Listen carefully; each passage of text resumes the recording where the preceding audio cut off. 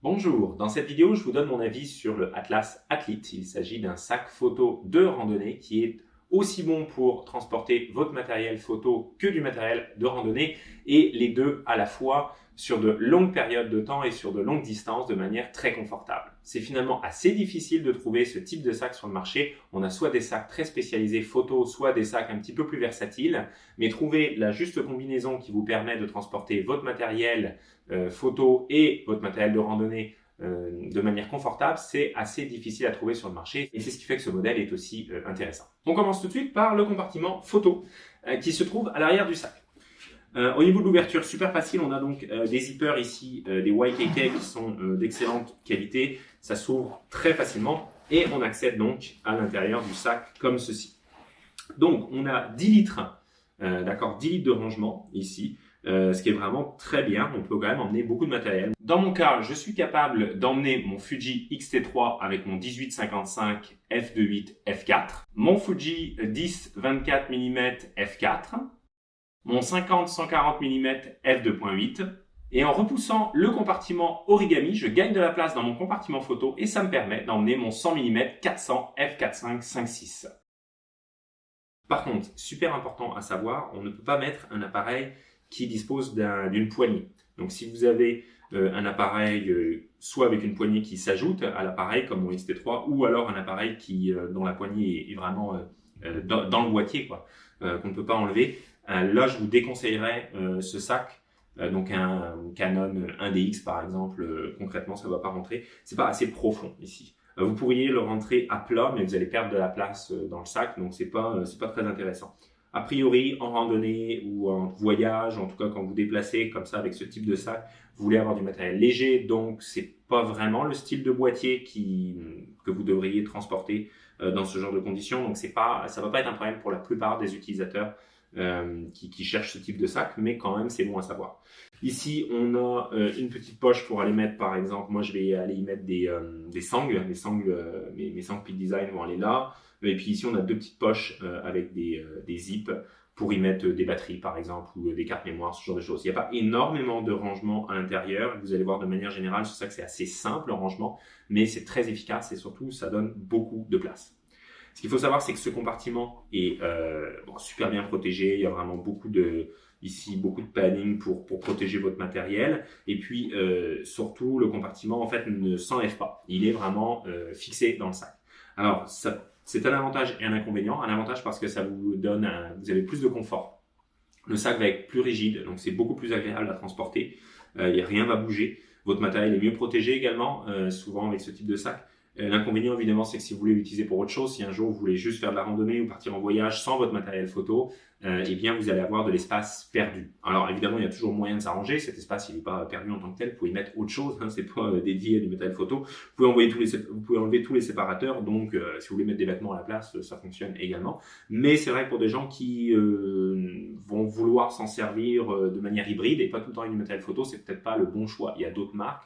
Shimoda, par exemple, fournit un sac qui est quand même assez similaire dans les fonctionnalités, et où là, c'est des inserts. Donc, vous pouvez vraiment enlever l'insert au complet et utiliser le sac sans matériel photo du tout.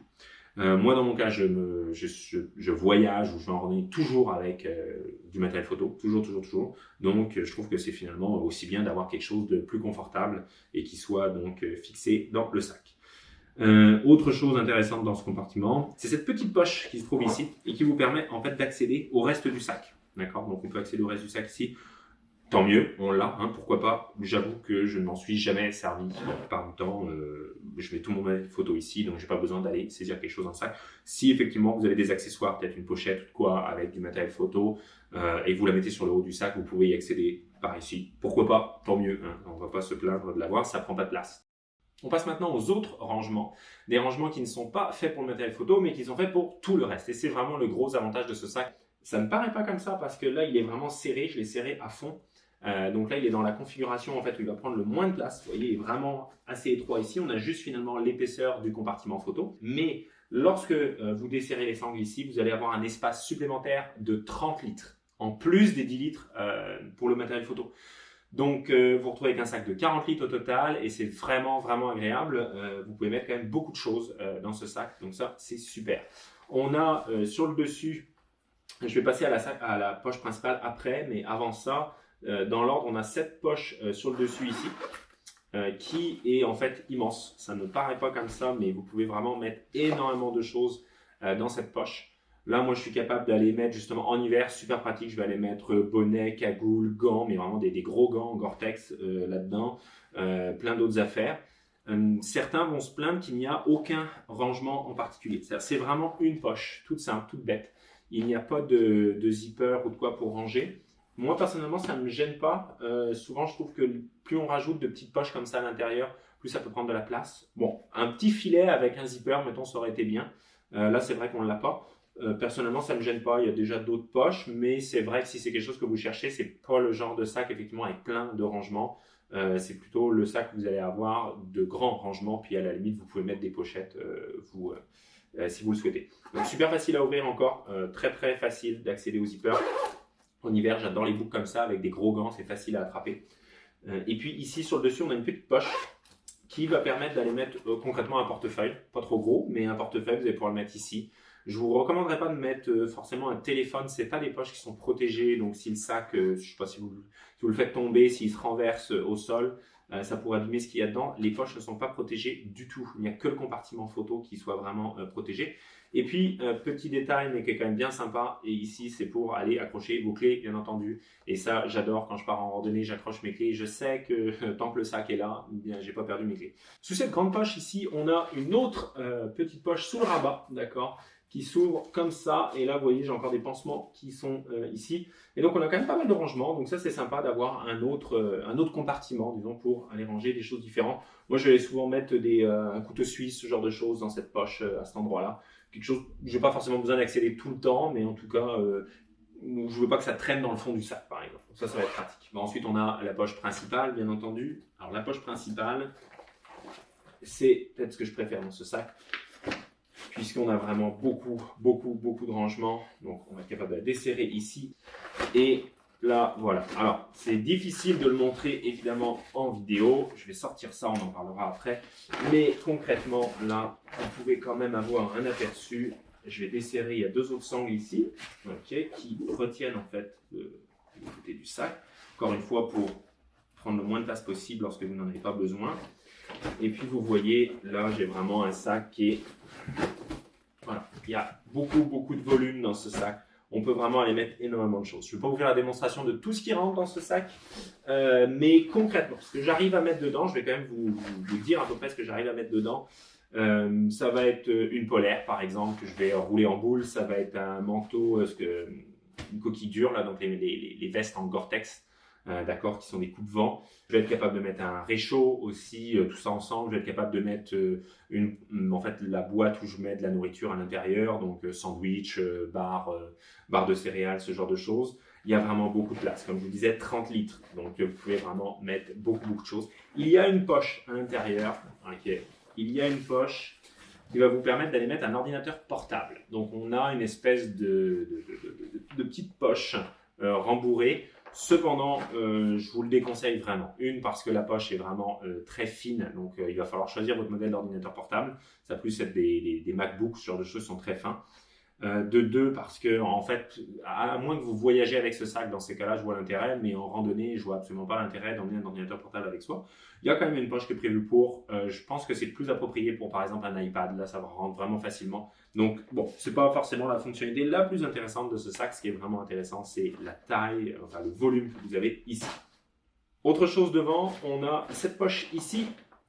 J'adore ce style de poche, et en fait j'ai découvert ça en voyageant au Vietnam avec un autre sac, c'est pas avec celui-ci, et j'avais un sac, un Lowepro qui a une poche similaire. Et pourquoi est-ce que j'aime ce type de poche? Eh bien parce que vous pouvez en fait aller mettre des vêtements ici très facilement, et notamment des vêtements humides. Vous essuyez un orage par exemple, vous avez votre veste qui est humide, vous savez pas trop où la mettre, vous voulez pas la mettre à l'intérieur parce que mettons qu'il y a une accalmie, vous commencez à avoir chaud. Vous voulez enlever la veste, vous pouvez pas la mettre à l'intérieur, ça va mouiller tout le reste. Ben, vous pouvez la ranger en fait tout simplement ici. C'est pas très grave que ce soit humide là. Donc ça c'est vraiment sympa, et c'est élastique légèrement. Hein, c'est légèrement élastique là comme matériau. Donc on va être capable d'aller mettre une veste finalement à cet endroit-là. Donc ça, c'est bien pratique, ou autre chose, hein, bien entendu. Là, ça peut aussi être une paire de chaussures pour rentrer là-dedans, franchement. Ça marche bien. Le seul inconvénient, c'est que je trouve que c'est assez...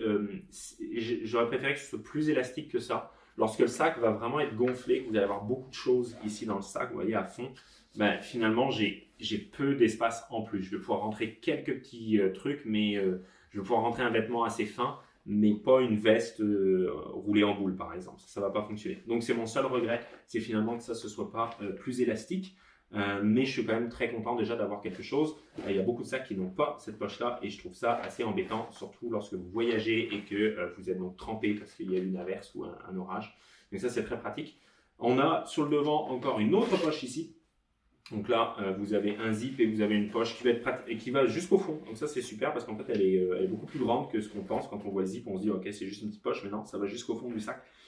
Par contre, bon, ça va être principalement pour mettre des documents. Hein. Vous n'allez pas mettre grand-chose. Et puis, c'est encore le même problème, c'est-à-dire que c'est pas très élastique ici comme matière. Donc, si le sac est déjà très plein, vous n'allez pas pouvoir mettre énormément de choses. Mais pour des papiers, ça peut être pratique. On continue avec les poches sur le côté. Très importante puisque vous allez pouvoir y mettre, par exemple, une gourde ici, ou je devrais plutôt dire des go, puisqu'il y en a une de chaque côté. Vous en avez une là, vous en avez une de l'autre côté. Elles sont strictement identiques, ces poches. On a les sangles qui sont là qui vont permettre de sécuriser les objets que vous y mettez, donc ça c'est bien pratique. Voilà, il y a la deuxième sangle qui est là, donc c'est super facile à serrer. Donc on peut y mettre une gourde, on peut y mettre un trépied également. Moi j'ai réussi à mettre mes deux modèles de trépied. J'en ai un de voyage en fibre de carbone, très léger, tout petit. Il rentre sans aucun problème. J'en ai un beaucoup plus gros en aluminium. Il rentre aussi sans aucun problème. Et étant donné qu'on a les sangles sur le côté, vous pouvez facilement le passer autour du trépied et le sécuriser. Donc ça c'est vraiment super. J'adore ces poches, c'est juste très pratique d'avoir ça. Il y a une poche spécifiquement conçue pour aller mettre des poches d'eau, comme un camelback ou des marques équivalentes. Et on a cette poche ici. Cette poche pour moi est une déception sur le sac, je vais être clair, je ne l'utilise pas du tout, c'est juste mal conçu. C'est-à-dire que oui, vous pouvez mettre une poche d'eau, mais il n'y a pas suffisamment d'espace ici pour vraiment mettre la poche. En gros, ce que vous allez être capable de faire, c'est prendre une poche Camelback de 3 litres, d'accord? Les vieux modèles, en plus je ne parle pas des nouveaux modèles, je parle vraiment des vieux modèles bleus allongés. Là. Et là, le 3 litres, si vous remplissez à 2 litres, vous allez pouvoir le mettre dedans. En gros, c'est ça, parce que le 3 litres est suffisamment long, mais si vous remplissez qu'à 2 litres, au niveau épaisseur, ça va fonctionner. Le problème, c'est que ce type de poche-là, ce format-là, ne se fait plus, en fait. Camelback est passé sur un format plus large et moins haut, et les autres marques font la même chose. Donc, on se retrouve avec finalement un emplacement qui est assez difficile à utiliser pour ça. Donc, si vous voulez vraiment une poche, c'est pas incompatible quand même avec ce sac, mais considérez qu'il n'y a rien de spécifique pour ça, si ce n'est que vous aurez quand même l'ouverture ici à l'arrière, donc vous pourrez passer le tube. Il n'y a pas de problème, vous pourrez le passer malgré le fait que vous le mettez dans la poche principale, puisqu'en fait, la poche sur le côté communique légèrement avec la poche principale, donc ça passe comme ça. Donc vous pouvez tout à fait le mettre à l'intérieur du sac. Moi, c'est ce que je fais lorsque vraiment j'ai besoin de transporter beaucoup d'eau. Je vais prendre la poche et même parfois la gourde en plus. Donc ça fonctionne, c'est juste que c'est pas optimal, mais bon, voilà, il faut le savoir, pour moi c'est un petit problème avec ce sac. Enfin, un dernier rangement sur ce sac, ce sont les petites poches qui sont cachées ici, au niveau de la ceinture. Donc on a souvent sur les sacs des petites poches ici sur la ceinture qui sont pas très pratiques, hein. Franchement c'est difficile à accéder. Et là, ce qu'ils ont décidé de faire chez Atlas, c'est d'aller ici mettre des grandes poches en fait cachées là dans la ceinture. Et c'est plutôt pratique en fait. Moi j'ai déjà mis des gourdes, des petites gourdes en silicone. Et vous pouvez même aller y mettre, pourquoi pas, des objectifs. Alors évidemment, il faut faire attention, cette poche n'est absolument pas protégée, il n'y a aucun rembourrage. Donc si vous chutez alors que l'objectif se trouve dans cette poche, vous risquez de l'abîmer. Mais ça peut quand même être pratique, ça peut être une option pour certains. Donc voilà, c'est bon à savoir. Il y en a une de chaque côté du sac. Je trouve que c'est vraiment une bonne idée, c'est la première fois que je vois ça sur ce type de sac et je trouve ça très pratique. Alors on a fait le tour en ce qui concerne le rangement sur ce sac lui-même, si ce n'est, il y a des accessoires que vous pouvez acheter et je vais vous parler d'un de ces accessoires. C'est ce filet ici que vous pouvez commander sur le site directement et ce filet, vous allez pouvoir le mettre à l'avant du sac comme ça et le sangler ici tout simplement. Donc ça, c'est super pratique. Moi, ça me permet de transporter mon stabilisateur, le DJI Ronin S et le SC. J'ai les deux modèles et les deux se transportent super facilement. Vous les mettez tout simplement là. Vous glissez certaines parties du stabilisateur entre les différents, dans les trous en fait, tout simplement.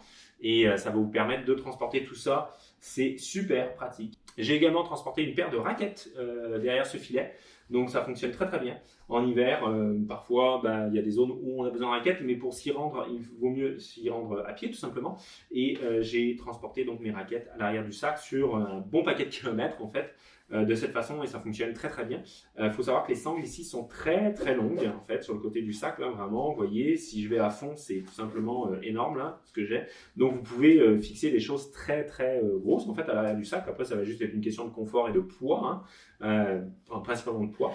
Mais voilà, donc ça c'est un super bon accessoire. Par contre, honnêtement, ça coûte vraiment cher cet accessoire-là. Mais je pense que c'est très utile. Pour certains, là, ça va vraiment être quelque chose de très très utile. On va maintenant parler du confort de ce sac. C'est quand même quelque chose de très important, le confort sur ce type de sac. Et c'est évidemment très confortable comme sac. C'est vraiment du sac de randonnée finalement haut de gamme, je dirais, mais avec un compartiment photo. Donc on a un support en aluminium. Ici, vous le voyez. On voit que c'est vraiment bien rigide, il y a vraiment un support en aluminium à l'intérieur qui peut se retirer pour transporter le sac qui prenne moins de place par exemple, et ça vous permet de transférer le poids au niveau de la ceinture, le sac va bien rester droit, donc ça c'est super niveau confort. On a ensuite ici des bretelles qui sont très épaisses. Et ça, vraiment j'adore parce que c'est très très confortable. J'ai très peu de douleur au niveau des épaules. Il faut vraiment que le sac soit très chargé, que je marche toute la journée pour commencer à sentir finalement le sac sur mes épaules. C'est très très confortable, c'est vraiment bien épais. À l'arrière, vous avez ici vraiment du rembourrage, d'accord, et c'est très confortable. Le rembourrage à l'arrière, moi je le trouve très confortable. C'est pas le sac qui respire le plus, d'accord. On voit ici, il y a des petites alvéoles et puis il y a vraiment une sorte de relief. Donc, on s'attendrait à ce que ça puisse respirer quand même. Oui, ça respire, mais c'est sûr qu'en été, lorsque vous avez beaucoup transpiré, s'il fait très chaud, oui, vous allez transpirer, le sac va vous tenir chaud. C'est peut-être pas le meilleur système pour ça, mais globalement, ça reste quand même très très très acceptable. Mais c'est sûr qu'il y a mieux sur le marché à ce niveau-là. Bon, voilà, ça reste quand même très confortable, ça, il n'y a pas de problème là-dessus. Et puis, chose extrêmement importante, cette ceinture. Il y a en fait deux ceintures que vous pouvez acheter. Il y a la ceinture du Athlete, okay, de ce modèle de sac, et il y a la ceinture du Adventure, qui est un autre modèle de sac chez Atlas, un petit peu plus ancien. Et moi, j'ai pris la ceinture du Adventure. Pourquoi? Parce qu'elle est beaucoup plus épaisse en fait, cette ceinture. La ceinture du Athlete est à peu près de l'épaisseur des bretelles, je dirais, un petit peu plus épaisse, mais guère plus. Alors que l'Adventure, vous voyez, elle est vraiment, vraiment plus épaisse. Et cette ceinture est beaucoup plus haute aussi.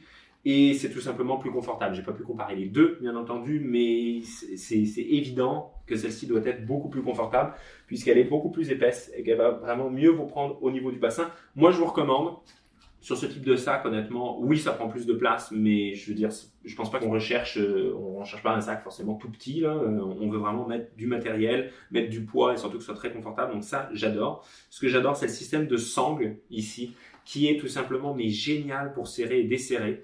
En fait, puisque ça fait une sorte de poulie en réalité, il y a une sorte d'effet poulie. Donc pour serrer, vous allez le tirer, mais dans le sens inverse ici, et ça va se serrer mais très facilement. C'est vraiment mais très très agréable. En fait, excusez-moi, vous le faites pas comme ça, vous tirez juste comme ça vers l'intérieur et ça va se serrer très facilement. C'est génial et pour desserrer, c'est super simple. Vous avez juste à tirer ici et ça se desserre mais tout seul, quoi. Donc j'adore ce système, c'est très très facile à régler, vraiment c'est l'une des meilleures sangles que j'ai pu avoir autour du ventre, en tout cas sur ce type de sac, et de très très bonne ceinture. Donc je vous recommande d'acheter ce modèle-là. Évidemment ça s'enlève, il y a des velcro qui sont en dessous, vous pouvez l'enlever au complet. Il suffit de le décrocher ici, là il y a quelque chose pour le décrocher, puis vous pouvez l'enlever au complet, donc ça, il n'y a pas de problème. C'est très bien fait, je vous recommande vraiment l'achat de cette ceinture. Donc niveau confort, c'est top, il n'y a vraiment rien à dire, c'est un sac qui est très très bon. Enfin, quelque chose d'important sur ce style de sac, la protection aux intempéries. Donc c'est un sac qui a en fait la matière utilisée va vraiment résister aux intempéries. Donc vous pouvez prendre une averse avec le sac tel quel et il n'y aura aucun problème. Ça ne va pas abîmer ce qui se trouve à l'intérieur. Aussi bien le matériel de randonnée dans la poche principale que le matériel photo, ça va être protégé, il n'y a pas de problème. Mais malgré tout, Atlas a quand même inclus une protection en fait en plus, donc un cover. Et ça, je trouve ça super parce que il y a d'autres marques qui ne le font pas, qui considèrent que le sac est résistant à l'eau, donc il n'y a pas besoin de le protéger plus. Oui et non, hein, ça dépend. La résistance à l'eau, c'est une question de temps en fait. Ça va forcément finir par passer, c'est juste une question de temps. Là, ici, on a cette protection. Ça flash, hein, c'est bleu. Et vous allez pouvoir couvrir tout le sac. Ce qui est génial, c'est qu'elle est vraiment grande, donc vous allez pouvoir même couvrir, si vous avez un trépied sur le côté, ça rentre, mais sans problème. Donc, on va être capable de le protéger ici. Ce sera forcément super facile là, comme je suis assis, mais vous allez pouvoir le protéger intégralement. Là, honnêtement, il n'y a plus aucun risque. Par contre, il y a un inconvénient concernant la protection à la pluie, c'est la base qui n'est pas protégée. Si vous avez cette couverture ici, oui, ça va l'être, mais bon, il faut faire attention à ce que l'eau n'arrive pas là. Et c'est vraiment là qu'est le problème. C'est-à-dire que cette zone qui se trouve ici, en fait, vous voyez, je pense que ça vient de la couture ici entre la zone noire et la zone jaune ici, colorée en tout cas, l'eau peut s'infiltrer. Donc si vous posez le sac dans une flaque d'eau par exemple, ne le faites pas trop longtemps parce que l'eau va rentrer. C'est le seul petit bémol, on aurait aimé qu'il y ait une protection, quelque chose en caoutchouc peut-être en bas pour vraiment le protéger. Là ça aurait été super.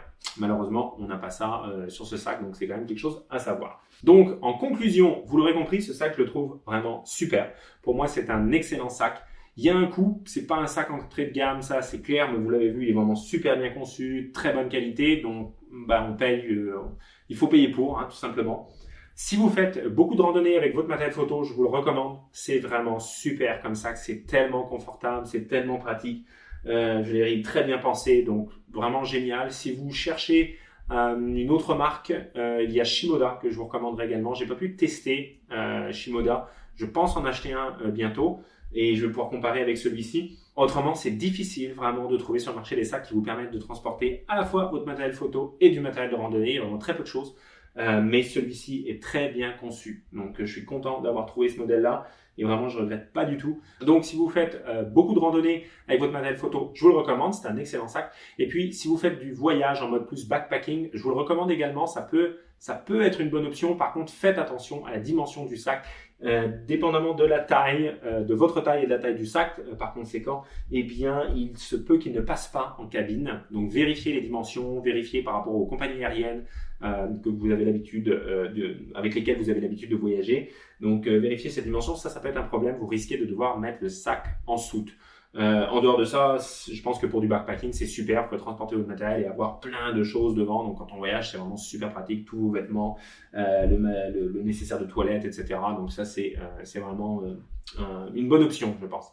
Donc, voilà, j'espère que cette vidéo vous aura plu. Si vous avez des questions auxquelles je n'aurais pas su répondre dans la vidéo, n'hésitez pas à les poser en commentaire. Et en attendant la prochaine vidéo, je vous dis à bientôt.